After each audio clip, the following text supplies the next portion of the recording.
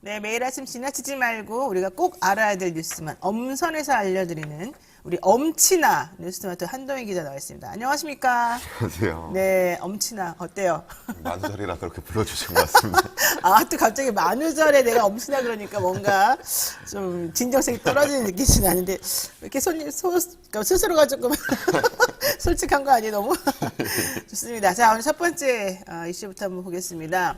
와, 지금 경기도지사 누가 될 건지 이게 지금 경쟁이 엄청난데요. 어떻습니까? 예, 김동연 이제 대표에 이어서 유승민 전 의원까지 출마 선언을 하면서 네. 지금 경기도지사 선거가 좀 판이 올라오고 있는데요. 그래서 네. 일단은 김동연 대표가 어제 6월 지방선거에서 경기지사에 출마하겠다고 공식 선언을 했고요.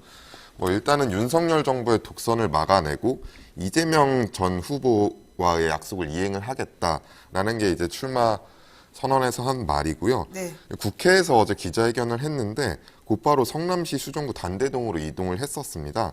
서울 청계천 판잣집이 강제로 철거됐을 때 네. 강제 이주해서 살던 천막집이 있던 곳인데 유년 시절에 좀 어려웠던 부분을 강조하기 위해서였고요. 네. 흑수저 출신인 만큼 그 부분도 강조를 했고 그리고 성남이라는 곳이 이제 이재명 지사가 강력했던 곳인데 성남에서 소년공 생활을 했던 이재명 지사와의 동질감도 키우는 방식이었습니다. 근데 네. 이날 소통관 기자회견에 이재명계 인사로 분류되는 정성호, 김병욱 의원이 배석하기도 했습니다.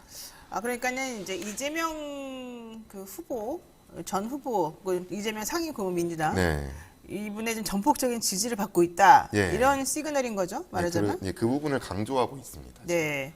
와, 근데 보니까는 김동연 전 부총리 같은 경우에도 수성구 단대동에 살았군요. 네, 근데 그렇습니다. 이게 서울 청계천 판잣집 근데 강제 철거되면서 아마 가족이 그쪽으로 이사를 가서 살았던 곳인 것 같은데 여기 천막집이 있었다 그래요? 예, 그 상고 출신의 야간 대학을 다닌 그게 있습니다. 아, 그렇군요. 네.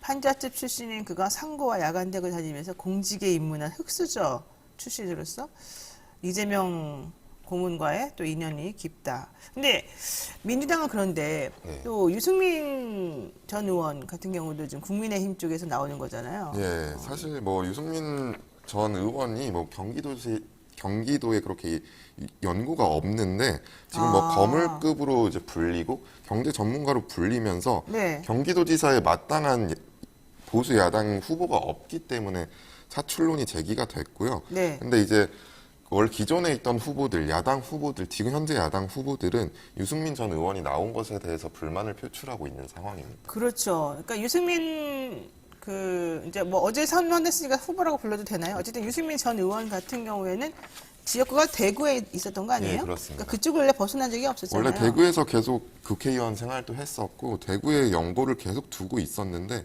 이번 선거만큼은 이제 경기도로 나와서 경기도에 모든 걸 바치겠다라는 뜻을 보이고 있습니다. 근데 일단. 아무래도 박근혜 전 대통령 사면되면서 이제 대구 달성에 또 사저에 들어갔잖아요. 네.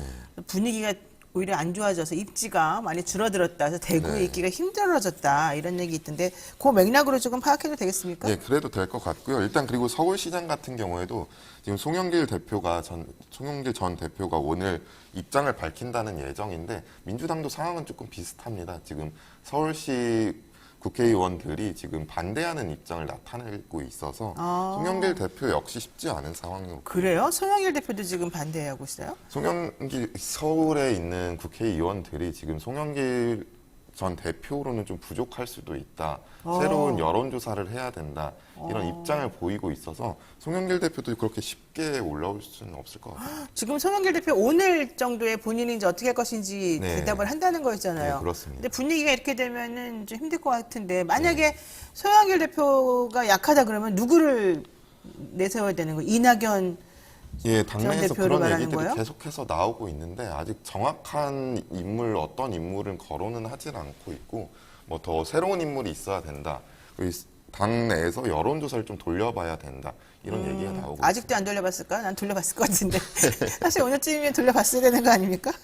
자, 어쨌든, 근데 되게 판도가 좀 복잡하게 됐어요. 예를 들면, 김동연, 전 대표 같은 경우는, 어쨌든 대선 후보였잖아요. 보니까 네. 퍼센테이지가 얼마였든. 그 다음에 지금, 이낙연 전 대표도 대선을 좀 다퉜던 그런 분이고, 아우 정말 거물들이 지금 유승민 전 의원도 마찬가지고 거물들이 지금 대거 등판하고 있는데 과연 이런 그 인플레, 난 인플레라고 표현하고 싶어요. 이게 과연 어떻게 될지 모르겠네요. 혹시 이 지금 거론된 인사들 중에 지지하는 분이 있습니까 개인적으로? 우리 한 기자는? 그거는 비밀입니다. 비밀이에요? 난 있는데 안 말해주죠.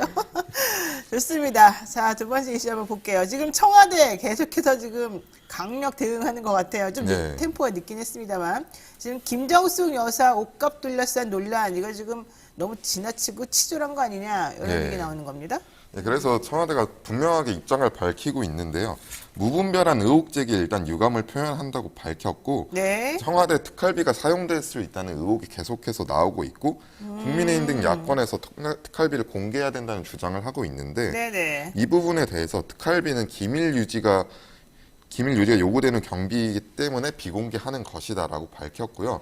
그리고 문재인 정부에서의 특활비 사용 내역에 대해서 조금 설명을 했는데 네네. 2017년도 당시에 배정된 125억이 특활비로 배정이 됐는데 이 예산 중에 70.4%인 88억 원만 집행을 하고 나머지는 국고에 반납을 했다고 밝혔고요.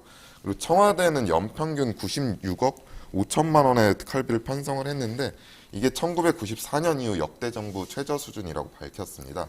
그리고 정부 전체에서도 2017년 4,007억 원에서 지금 현재 2,396억 원으로 40.2%나 감축을 했다라고 전체 전을- 특활비가 네. 예. 그리고 이전 정부에서는 뭐 특활비 내역에 대해서 감사원 감사를 받지는 않았었는데 네. 문재인 정부에서 최초로 도입을 했고 감사원의 지적은 받은 일도 없다라고 밝혔습니다. 그랬군요. 그러니까 지금 청와대 발표에 따르면은 엄청 억울한 상황이에요. 솔직히 네, 말하면. 그렇습니다. 왜냐면 대통령 특활비가 지금까지 중에서 역대 최저라는 거예요. 100억도 네. 안 된다는 거죠, 연간.